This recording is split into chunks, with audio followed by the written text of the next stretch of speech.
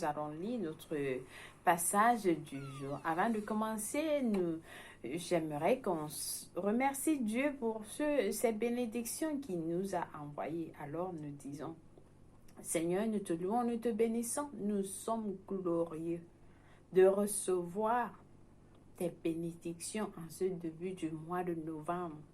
Ce mois qui commence dans ta présence, dans ta gloire, dans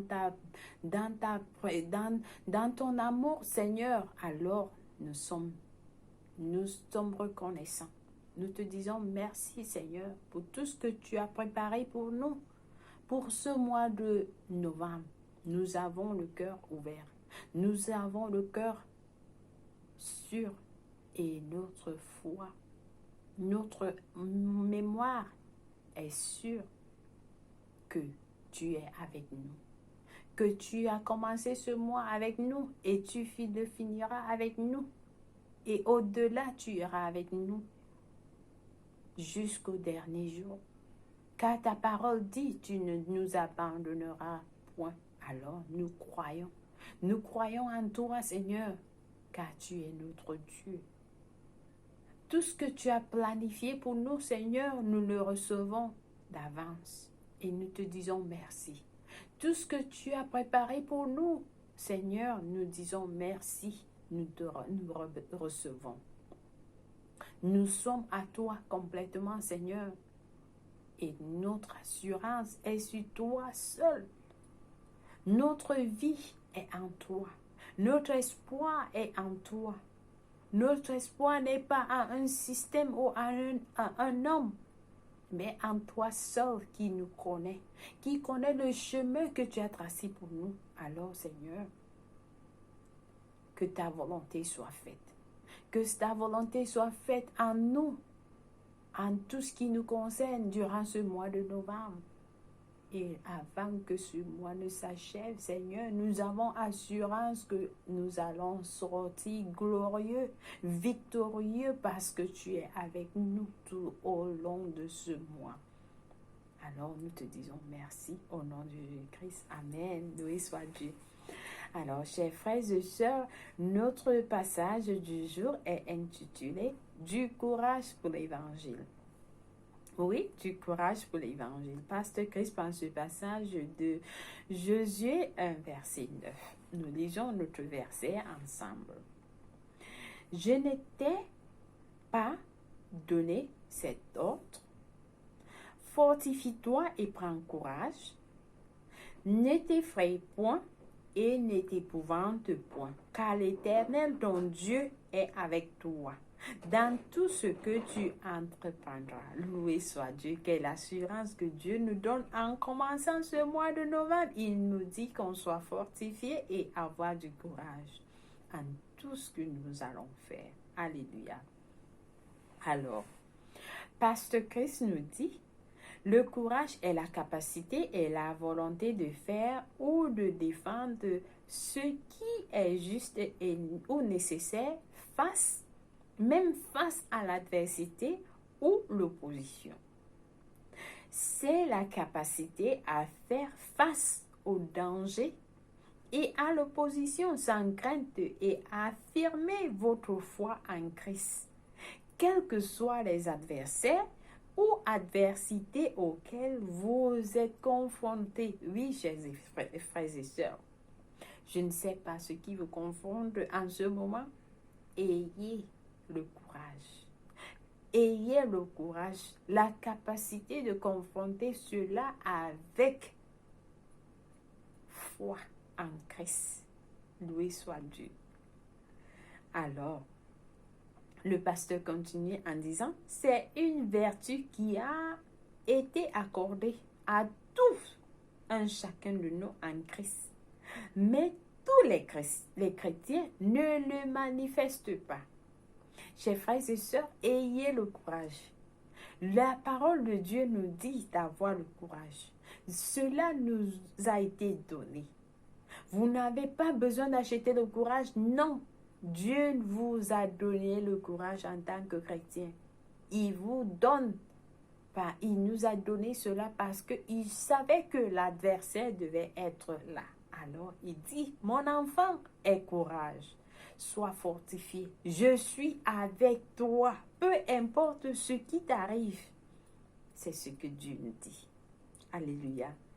Une personne courageuse comprend que chaque opposition est une occasion de progrès et de victoire. Oui, chers frères et sœurs, il y a beaucoup qui cherchent les problèmes parce qu'ils connaissent que les problèmes les amènent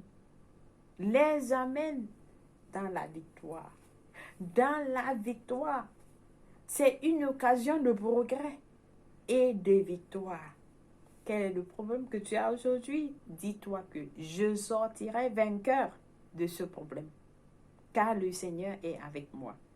C'est grâce au courage que l'Église de Jésus-Christ est arrivée là où elle se trouve aujourd'hui, le pasteur nous dit. Imaginez si les apôtres, les prophètes d'autrefois n'avaient pas fait preuve de courage en défendant ce qui était juste malgré l'opposition.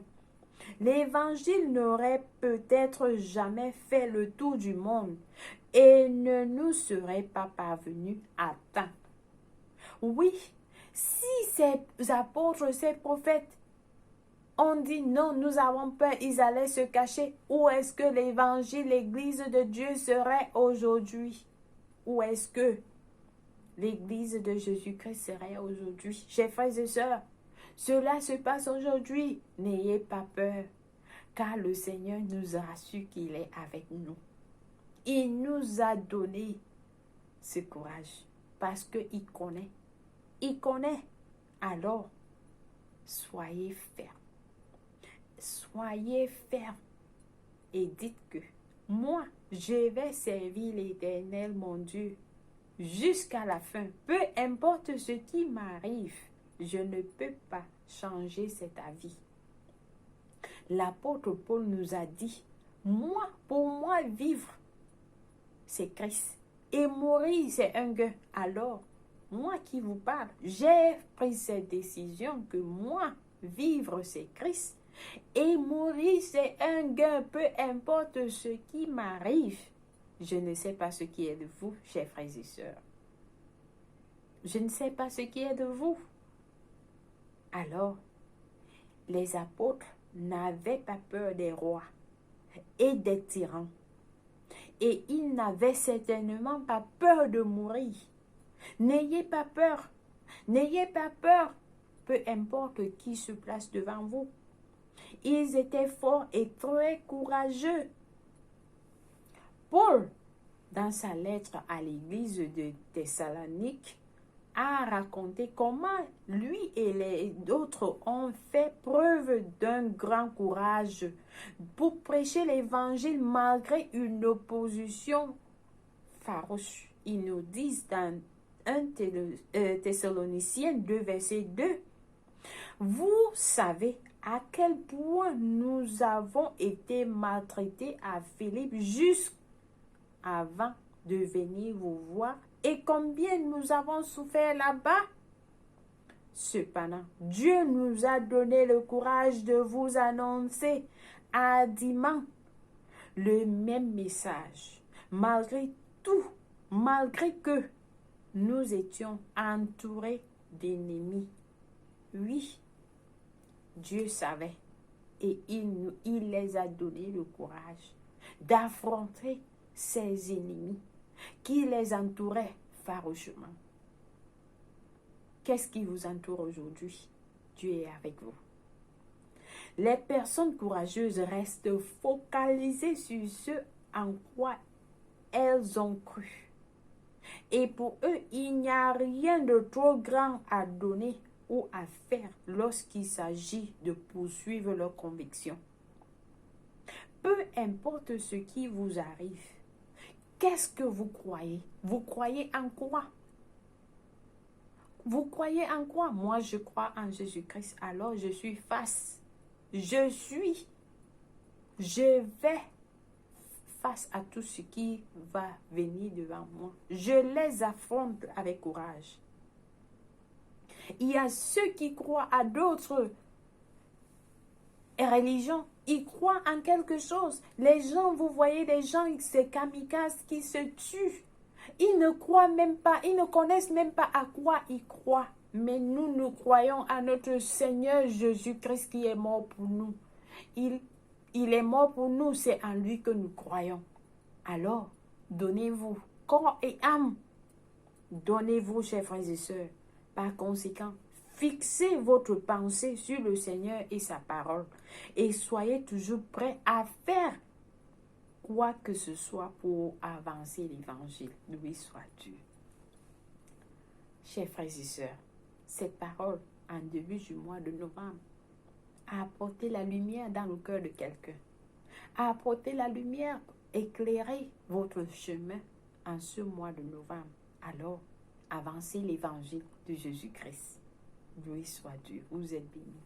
Vous êtes bénis au nom de Jésus-Christ. Nous passons à notre confession. Nous disons, je suis fort et très courageux. J'ai été établi par Dieu pour prêcher les richesses insondables de Christ, pour donner la vie, pour fortifier les autres et les amener à la lumière de Dieu. C'est pourquoi, quelles que soient les épreuves, les difficultés, les oppositions, les adversités, je maintiens fermement ma position en Christ, avec cette force intérieure pour faire connaître l'évangile à tout prix. Je suis toujours courageux avec la hardiesse de l'esprit. Alléluia, loué soit Dieu, vous êtes bénis. Nous avons des études approfondies dans Ephésiens 6, versets 14 à 15. Acte 18, verset 9 à 10. Josué 1, verset 5 à 6. Pour la lecture biblique de 1 an, vous pouvez lire Hébreu 1, Hébreu 1 et Jérémie 34 à 35. Par contre, pour la lecture biblique de 2 ans, vous avez à lire Hébreu 1 Pierre 1, verset 1 à 12 et Ézéchiel 32. Nous passons rapidement à notre prière du salut. Si vous n'avez pas encore donné votre vie en Christ, c'est le moment de le faire. Alors nous prions directement en disant, priez avec tout votre cœur. Nous disons, ô Seigneur Dieu, je crois en Jésus-Christ, le Fils unique de Dieu, du Dieu vivant. Je crois qu'il est mort pour moi et je crois de tout mon cœur qu'il est en vie aujourd'hui, car Dieu l'a ressuscité des morts. Je confesse de ma bouche que Jésus-Christ est le Seigneur de ma vie. Par lui et en son nom, j'ai la vie éternelle. Je suis né de nouveau. Merci Seigneur de m'avoir donné la vie éternelle dans mon esprit. Merci d'avoir sauvé mon âme. Je suis désormais un enfant de Dieu. Alors, je dis merci Seigneur de me recevoir. Vous êtes bénis. Alléluia. Si vous avez prié cette prière, Dieu vous a écouté et vous reçoit dans son royaume. Et votre vie a changé aujourd'hui. Alors, recevez. Recevez ce courage. Recevez ce courage que vous avez suivi aujourd'hui. Et n'oubliez pas, peu importe ce qui vous arrive, Dieu est avec vous tout au long de vos vies. Au nom de Jésus-Christ, Amen. Chers frères et sœurs, merci une fois de plus de nous avoir joints aujourd'hui. Alors vous êtes bénis avec toutes les bénédictions dans les lieux célestes en ce début du mois. Vous êtes avec notre Dieu. Pour toujours, au nom de Jésus-Christ, Amen. Soyez courageux. Au revoir. Bye.